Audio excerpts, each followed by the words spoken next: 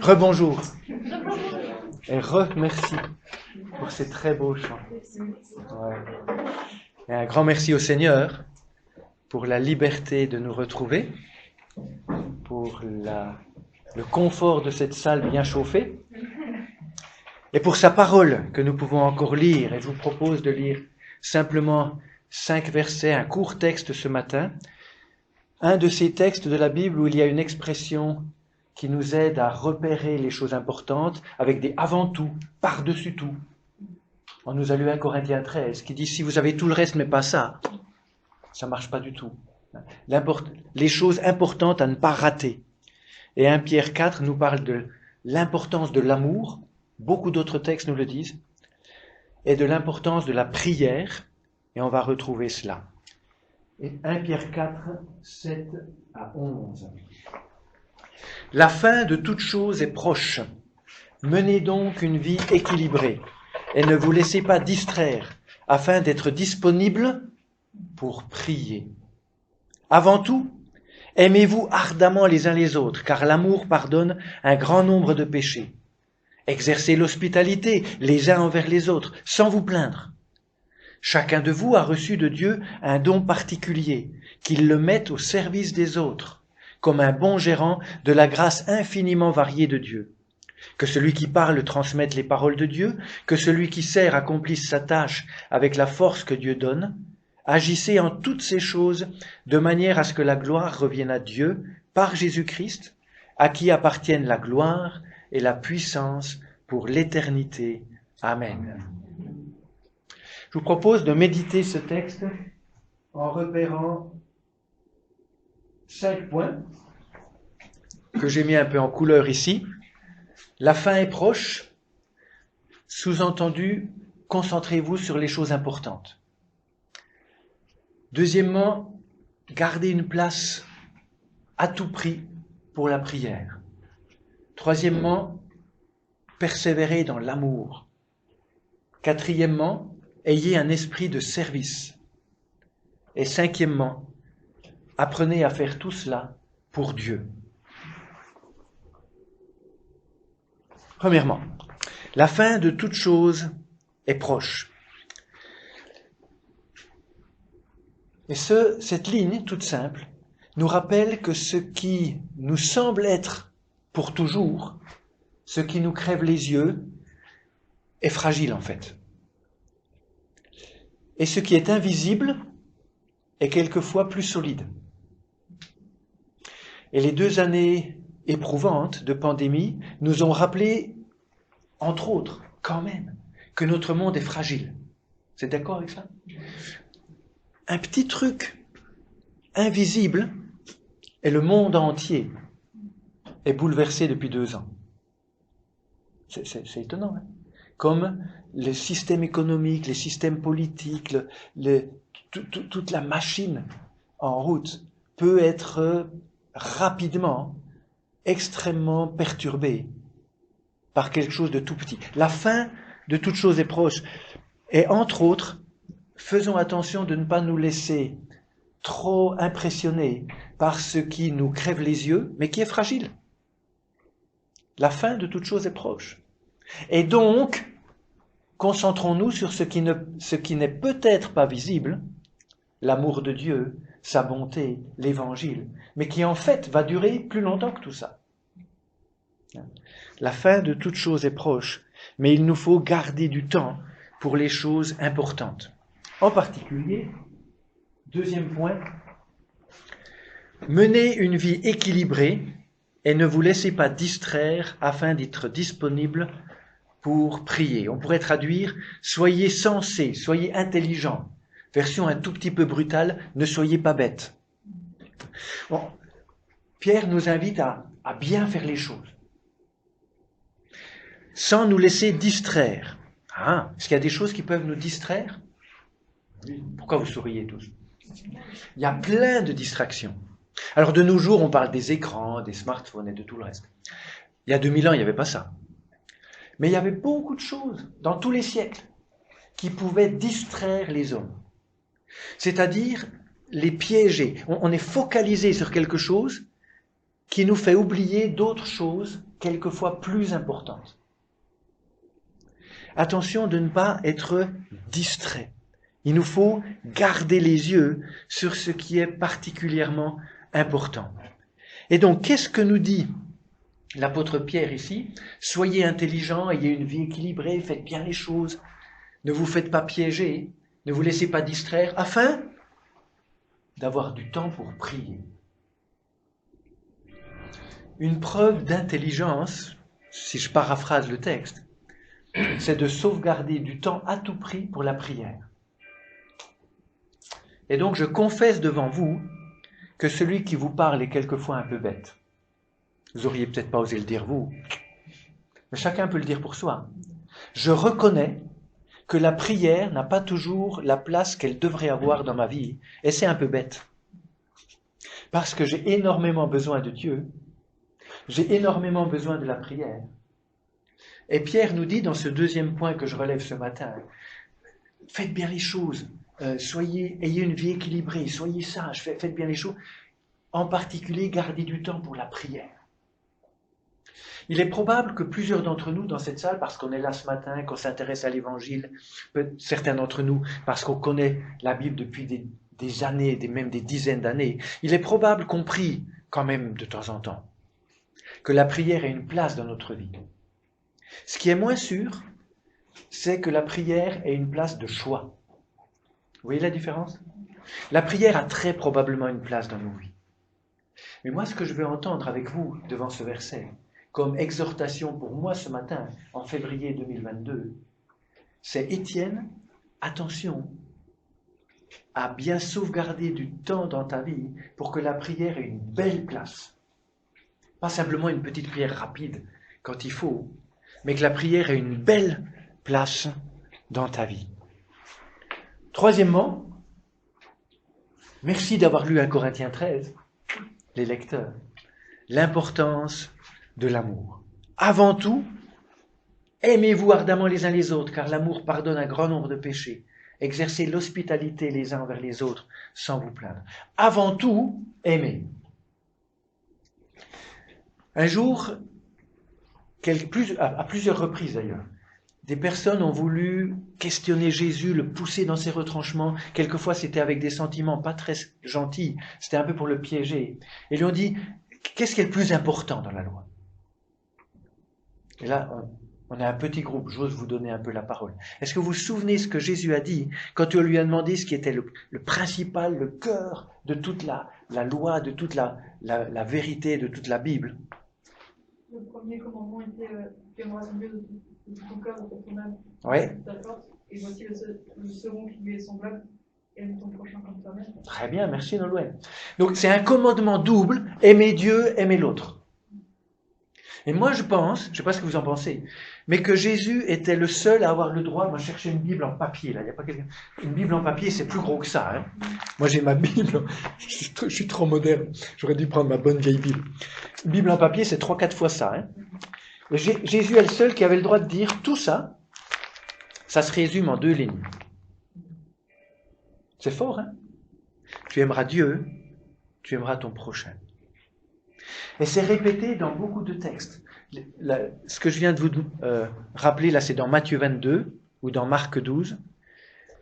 Mais il y a aussi le texte qui nous a été lu tout à l'heure, 1 Corinthiens 13, qui dit que l'amour est tellement au centre que si on ne l'a pas, tout le reste s'évapore. Il est fort ce texte, il est étonnant, oui. C'est ce que Martin Luther King a fait. Oui, et beaucoup d'autres. Mais Martin Luther King est un grand exemple. Mais ce Corinthiens 13 est très étonnant. Il dit, tu peux être très dévoué, si on paraphrase aujourd'hui, tu peux vendre ta Mercedes pour ceux qui en ont une, ta piscine, ta maison, tu donnes tout ça aux pauvres, c'est génial, non? Mais si c'est pas par amour, ça compte pas. C'est drôle, hein? Par contre, dans l'Évangile, il y a un verset qui dit, si tu donnes un verre d'eau, moi quand je suis arrivé tout à l'heure, on m'a donné un café, c'est sympa, hein? C'est mieux qu'un verre d'eau. Si tu donnes un verre d'eau, c'est-à-dire la chose la plus simple à donner à quelqu'un, si tu le fais par amour, qu'est-ce qui t'arrive? Tu as une récompense qui t'attend dans les cieux. Vous avez vu le contraste? 1 Corinthiens 13, tu vends ta Mercedes. Bon, c'est pas 1 Corinthiens 13, mais tu donnes tout. Mais c'est pas par amour, ça compte pas. Bing, c'est comme une timbale qui résonne. Toum. Par contre, évangile, tu donnes un verre d'eau avec amour, ah, ça compte. Et ça, c'est un grand défi, mais c'est aussi un grand encouragement. N'importe qui d'entre nous dans cette salle peut faire des actes qui comptent. On peut tous donner un verre d'eau quand même. Quelquefois, on est dans le désert où il n'y a pas d'eau. Oui, tu veux te compléter, vas-y. C'est comme quand je distribuais les prospectus avec papa. Oui. Il m'a dit, tu seras récompensé par Jésus quand tu seras dans les cieux. Oui. Si on fait des choses, même distribuer des prospectus, donner un verre d'eau, si on le fait avec l'amour de Jésus, on sera récompensé. Il y a un vieux pasteur qui est décédé maintenant, donc qui était encore plus vieux que moi, qui m'a dit quelque chose il y a très longtemps qui m'a marqué. La preuve, je m'en rappelle devant vous, c'est même pas dans mes notes, c'est dans ma tête. On terminait un séjour, vacances, des camps et colonies, et il y avait une vieille dame de l'église, très, très simple, très discrète, très modeste, qui nettoyait tout, qui faisait du ménage. Et ce vieux pasteur était touché devant le dévouement de cette sœur. Et il m'a dit cette phrase très très belle, il m'a dit « On aura des surprises au ciel ». C'est une belle phrase, hein? On aura des surprises au ciel. Et du grincement dedans. Et dans les deux sens. Dans les deux sens. Mais dans le sens positif, qui était le sens de ce frère, on aura des surprises. Il y a des gens qui sont très en vue. J'en fais souvent partie. Les pasteurs, les présidents de ceci, présidents de cela, on se retrouve sur l'estrade, on est en vue. Ah, merci Étienne. Ouais. Il y a des gens qui sont beaucoup moins en vue et qui font des choses assez souvent plus importantes que nous. Des jeunes discrets mais qui ont une grande piété. On cite souvent les vieux, alors je commence par les jeunes. Les jeunes discrets qui ont une grande piété, j'en connais. Bouche-ta-Ville et autres, qui est né à Mulhouse, il y a 10 ans, en fait, les 10 ans. Beaucoup de piété. Ces jeunes m'ont beaucoup appris. Il y a des moments où je ne savais plus quoi faire. Je me dis, Étienne, il faut qu'on s'arrête, il faut qu'on prie. Je dis, vous avez raison. Et puis oui, il y a des vieilles sœurs, des vieux frères, qui passent du temps à prier. Quand je suis rentré du Canada après 3 années d'études, j'ai retrouvé une vieille sœur à Montpellier qui m'a dit « Ah Étienne, je suis content de te revoir. J'ai prié tous les jours pour toi. » Je suis tombé des nues. Ça se dit ici? Je suis tombé assis. J'étais baba. Comment ça? À ce point-là? Prier pour moi, ok. Mais tous les jours? Ouais. C'est peut-être pour ça que ça a bien marché, mes études. Entre autres, oui, bien sûr. Donc l'amour est vraiment quelque chose qu'il faut qu'on garde en tête. Il y a des gens qui ont quelquefois eu peur qu'on prêche trop l'amour. Je ne sais pas si vous avez entendu ça. Ils disent, attention, vous mettez tellement l'amour en avant, vous oubliez la sainteté, la pureté, les exigences de Dieu. Pas vraiment. Si on a compris que l'amour, c'est ce qu'un Corinthiens 13 dit, celui qui espère, qui persévère, qui pardonne, on ne va pas oublier la justice, la sanctification. L'amour englobe tout ça. On ne peut pas trop prêcher l'amour. On peut mal comprendre l'amour. L'amour, c'est pas qu'un sentiment qui passe. L'amour, c'est vouloir le bien de l'autre. Et donc, on peut aimer quelqu'un, même si on n'a pas d'atome crochu, comme on dit. Parce qu'on peut vouloir son bien. Quand la Bible nous dit que je dois aimer tous les autres, il ne faut pas se compliquer la vie en disant « Ah, il faut que j'ai des sentiments d'affection forte pour tous mes frères, mes sœurs, y compris ceux que j'apprécie pas trop. » Non, c'est pas une question de sentiment seulement. C'est surtout une question de vouloir le bien de l'autre. Et ça, il n'y a pas besoin d'avoir des atomes crochus. Je peux vouloir le bien de tous mes frères et sœurs et de mon voisin et de mon prochain. Chers amis d'Épinal, gardez en tête que l'amour résume tout. Et soyons des amoureux de l'amour, de ceux qui savent que tout passe par l'amour de Dieu et du prochain. 4e point. Chacun de vous a reçu un don de Dieu, qu'il le mette au service des autres comme un bon gérant de la grâce infiniment variée de Dieu. Je ne sais pas s'il y en a qui connaissaient déjà un peu ce verset avant que je le lise ce matin. Mais ce verset, il a un peu troublé des lecteurs de la Bible depuis des siècles parce qu'ils ne l'ont pas bien lu. Alors on va essayer de bien le lire ce matin. Est-ce que vous devinez je vous redonne un peu la parole.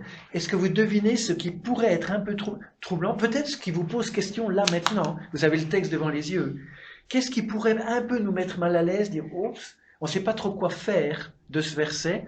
Qu'est-ce qui pourrait être un peu gênant dans ce verset qui dit quelque chose de beau, de simple? Profiter de son don à son service propre.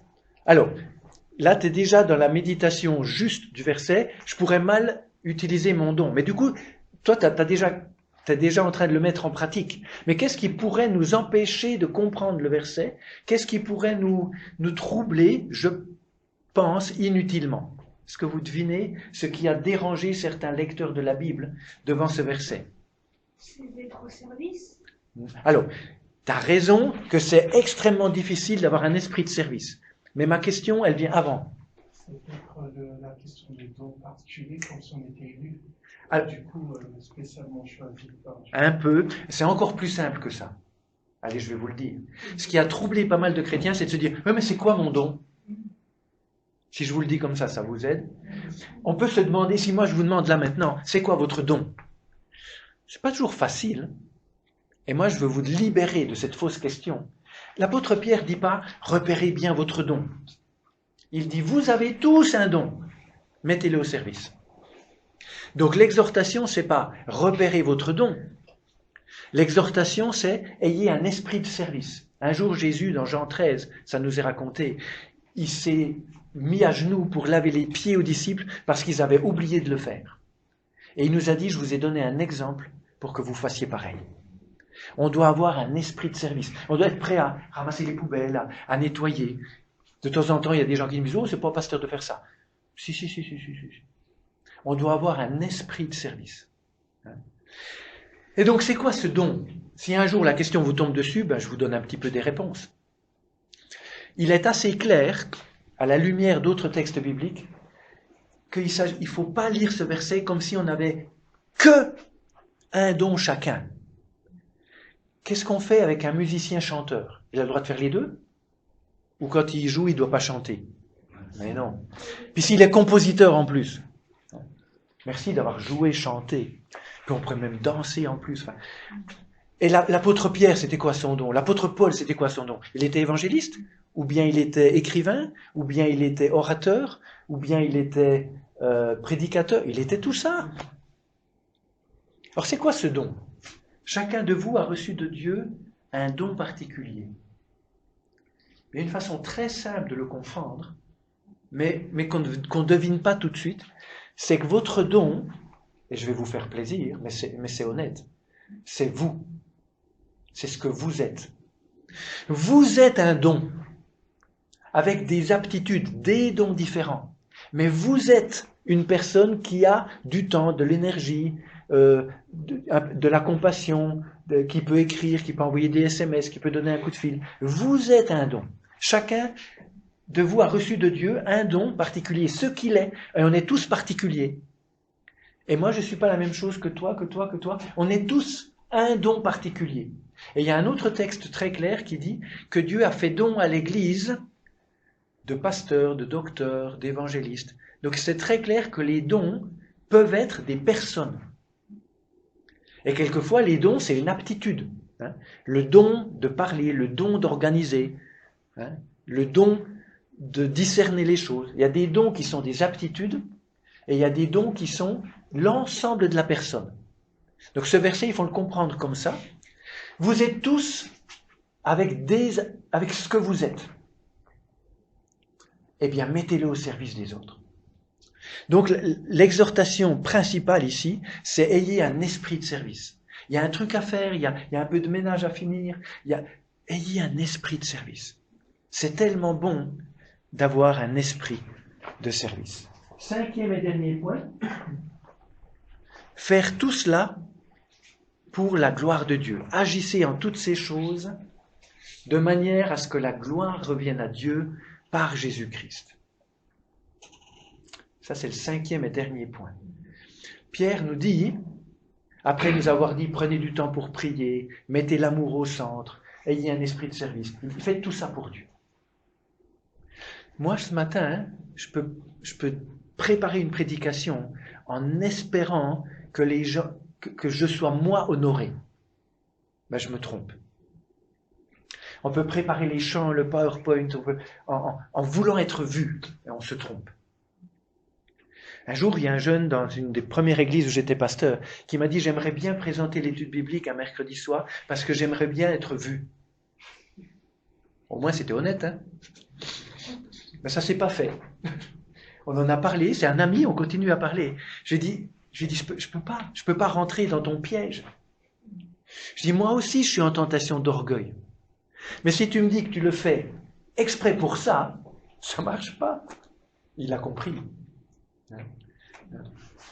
On doit faire les choses pour Dieu. Alors pour ceux d'entre vous qui sont très minutieux, peut-être très sensibles, très exigeants avec eux-mêmes, je voudrais vous rassurer, ne soyez pas découragés si vous discernez chez vous des tendances à vouloir être vu, des tendances à l'orgueil. On n'est jamais du 100% pur. Voilà, je voudrais vous rassurer. Dans nos motivations, il y a du bon et il y a souvent un petit peu de choses moins bonnes. Mais ce verset me dit, concentre-toi sur le fait que tu dois faire les choses pour la gloire de Dieu. Et si nous repérons de l'orgueil en nous, ben demandons à Dieu que ça recule.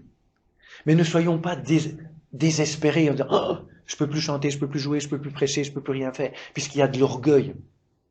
C'est pas du tout ou rien. Mais ce texte me dit que je dois faire les choses pour Dieu. Il y a d'autres textes qui disent ça. Philippiens 2. Faites tout sans murmure ni contestation, afin d'être purs et irréprochables, des enfants de Dieu sans défaut, au milieu d'une génération perverse et corrompue. C'est comme des flambeaux dans le monde que vous brillez parmi eux. Faites tout sans murmure, faites tout pour Dieu. Tout ce que vous faites, faites-le pour Dieu. Et là, j'ai une dernière question à nous poser. Est-ce que ça nous paraît un peu trop exigeant quand même? Peut-être, hein? Des fois, on ne le fait pas. Mais faire tout pour Dieu, on pourrait dire quand même, du matin au soir, tout faire pour Dieu.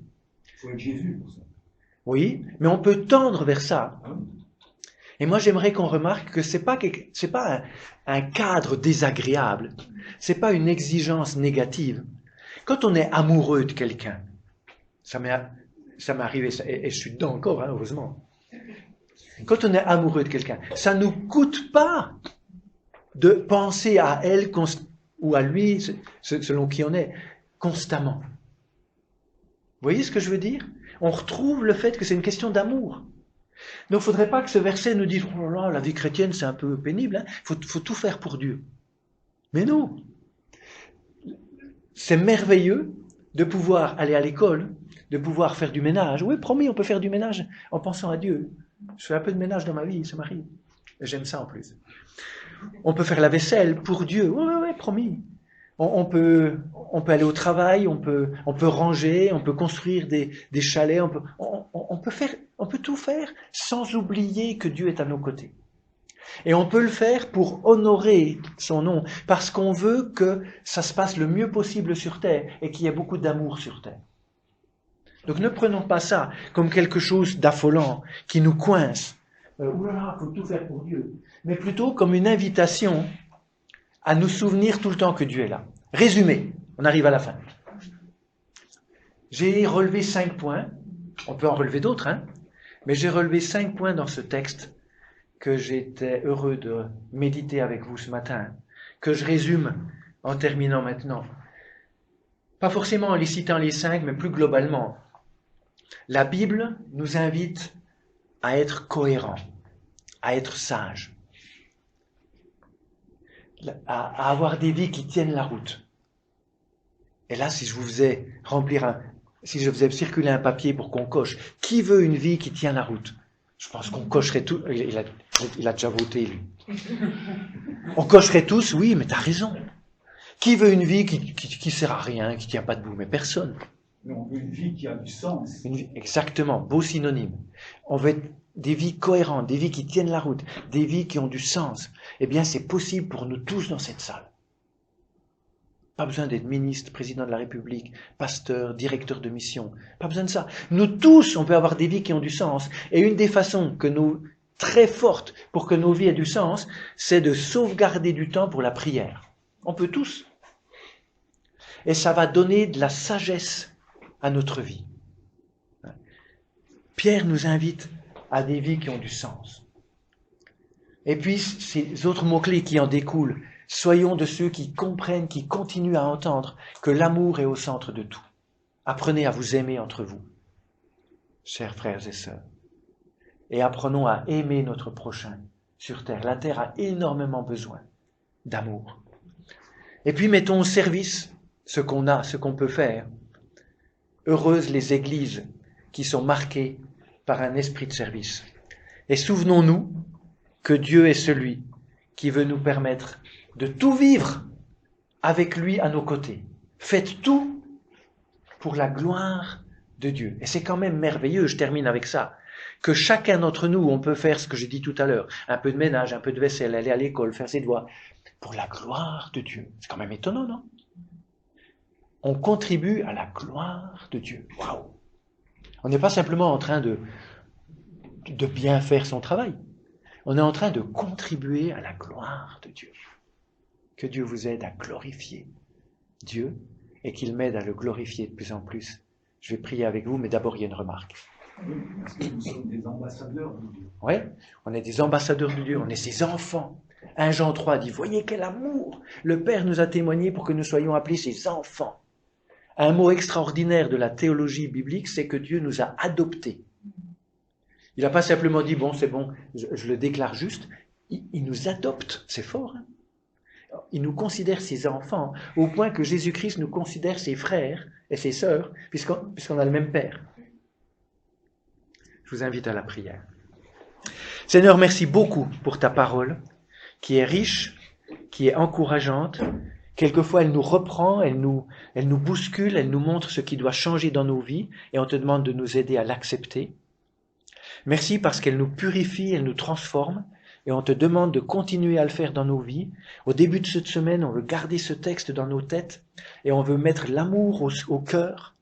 On veut avoir un esprit de service là où tu nous conduis, et on veut tous apprendre, là où nous sommes, dans des contextes différents, à faire les choses pour toi, avec toi, en nous souvenant que tu es là. Merci pour tes nombreuses promesses qui disent que tu es tous les jours à nos côtés.